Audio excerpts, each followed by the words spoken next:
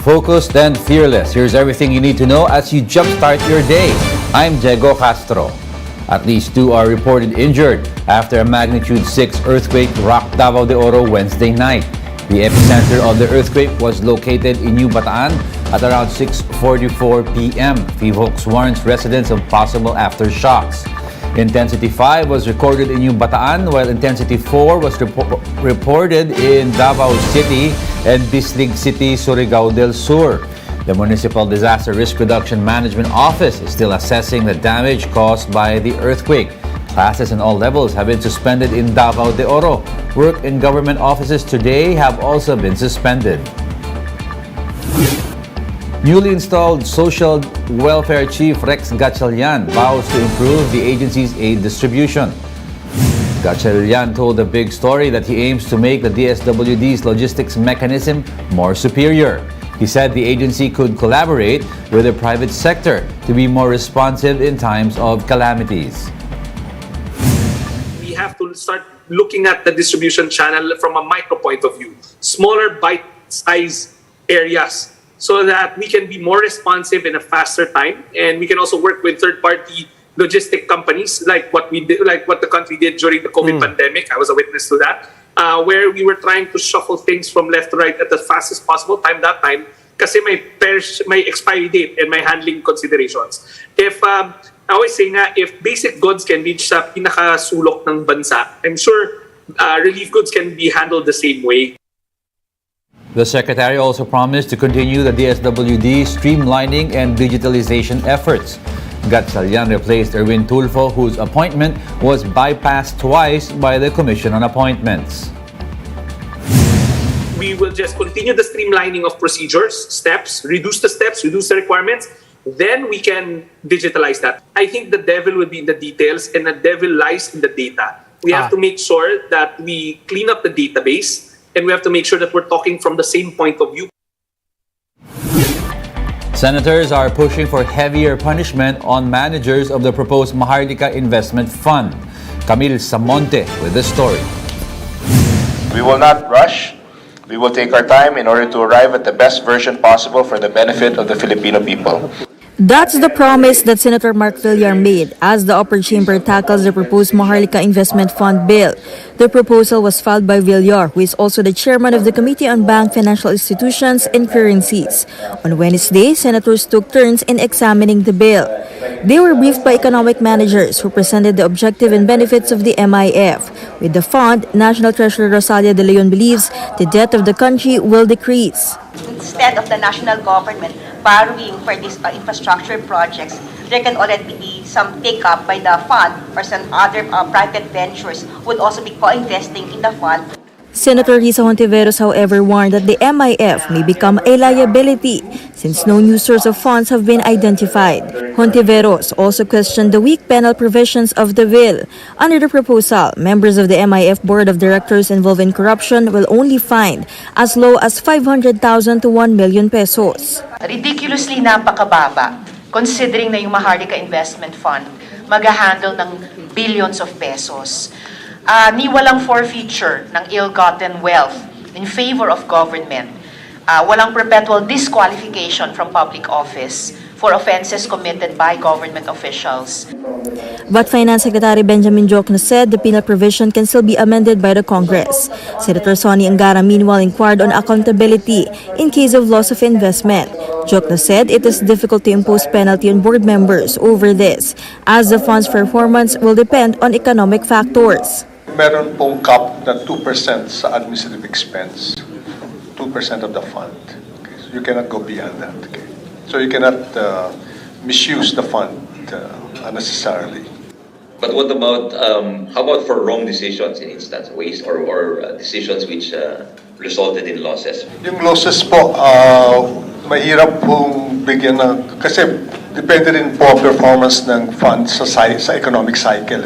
So mahirap pong sabihin na during bad times, ipoprosecute po natin.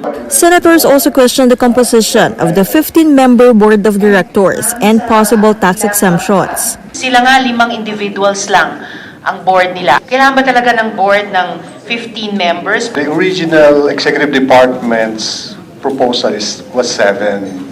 So yung House po ang nagdagdag to 15. So again, that is subject to your discussion. Kayo po magdidesisyon. Senator Chis Escudero meanwhile grilled economic managers on the impact of a looming global recession on the fund. Yes, ma'am, but globally nga, Opo, we will yes, be sir. affected by the recession because in a recession, ika nga, kung may bloodbath sa stocks, now is the time to buy. Why not? Now is a good time to invest. But my question, ma'am, is when will we reap the benefits? Escudero pointed out that there are still too many loopholes in the bill and that it is not well studied. There is a big possibility that the Senate will come up with a version of the MIF different from the House's. Hindi ako tutol sa pagtatayo ng isang sovereign fund. Pero ang panawagan ko sa gobyerno at administrasyon, pag-aralan naman sana muna ng husto. Mga 2 buwan na itong dumadaan sa proseso pero napakarami pa ring butas. For News 5, Camille Samonte, We Are One News. We will be back with more stories after the break. Keep it here in One News.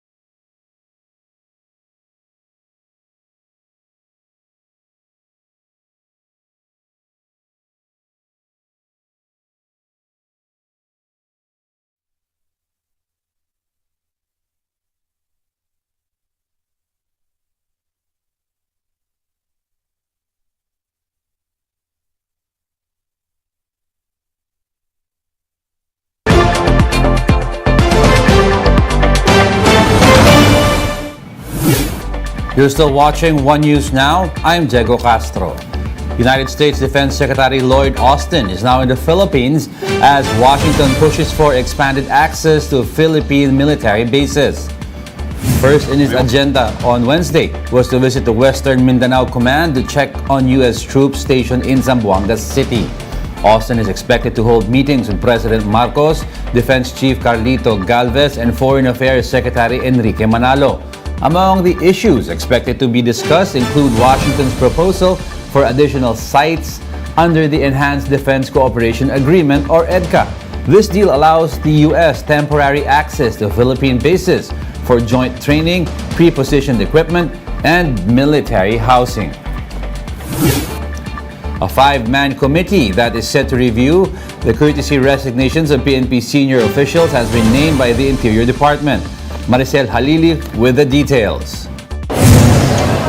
A day after the ultimatum given to generals and colonels to submit a courtesy resignation for PNP's internal cleansing, Interior Secretary Benher Abalos bared the members of the 5-man advisory group that will investigate police involvement in illegal drugs. Abalos said those will make up the 5-man committee are Baguio City Mayor Benjamin Magalong, PNP Chief Police General Rodolfo Azurin Jr., former Defense Chief Gilbert Chodoro, and retired Major General Isagani Neres, who is currently Undersecretary at the Office of the Presidential Advisor on Military Affairs. The 5th member of the advisory body requested that his identity not be made public.